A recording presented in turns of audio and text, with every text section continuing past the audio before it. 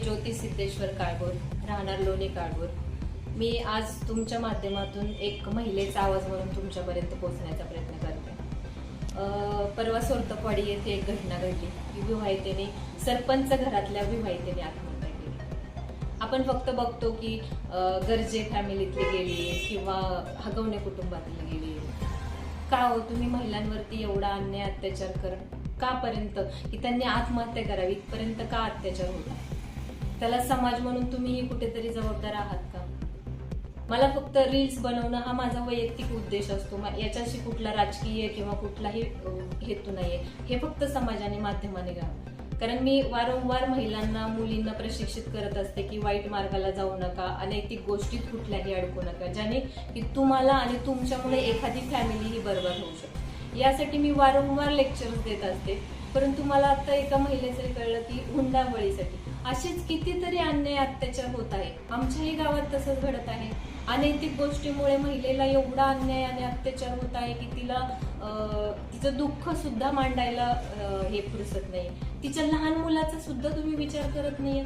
कुठल्या गोष्टी, 7 वर्षाचा तिचा लहान मुलगा आहे. एवढी आपली सामाजिक परिस्थिती बिघडत चालली आहे का नैतिक गोष्टींकडे आपल्याला समाज आपला न्यायचाच नाहीये का? कुठलीही पार्श्वभूमी बघा ना तुम्ही, महिलेवरती तुम्ही मानसिक आघात करत आहात.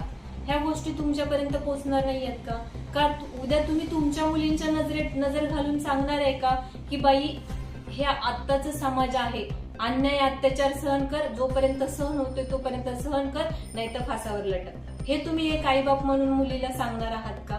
मला माझ्या प्रश्नांची उत्तर तुमच्याकडून पाहिजेत. एक महिला म्हणून मी सगळं सहन करते, पण तुम्ही तुमच्या घरामध्ये मुली आहेत, बहिणी आहेत, या दृष्टीने तुमच्या घरात घडलेली घटना जर सगळी चव्हाट्यावर समाजाने आणली तर तुम्हाला काय वाटेल? तुमची प्रतिष्ठा मलिन होईल ना. याही गोष्टी लक्षात ठेवल्या पाहिजेत तुम्ही. कुठल्याही गोष्टीचा कुठेही अनर्थ जोडून फक्त त्या महिलेला तिने मानसिक त्रास कसा होईल या गोष्टीचा तुम्ही विचार करत आहात.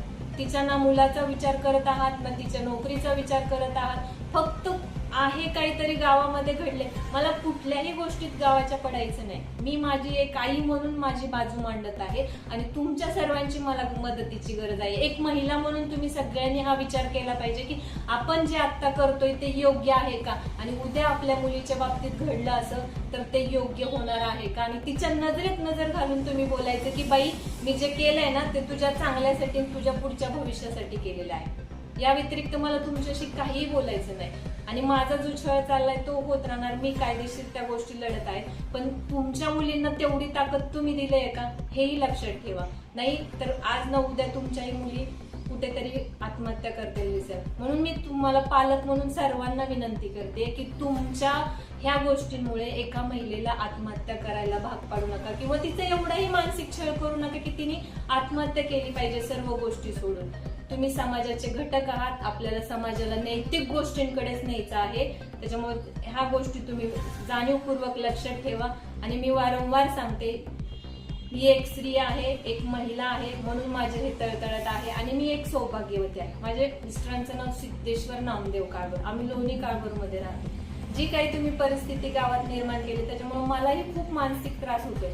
पण त्यासाठी ही गोष्ट नाही, मला समाजातील प्रत्येक त्या महिलेपर्यंत पोहोचायचंय की तुमच्यामुळेही कदाचित मला त्रास होत असेल, भविष्यात तुम्हालाही तो त्रास होऊ नये यासाठी माझी ही लढाई.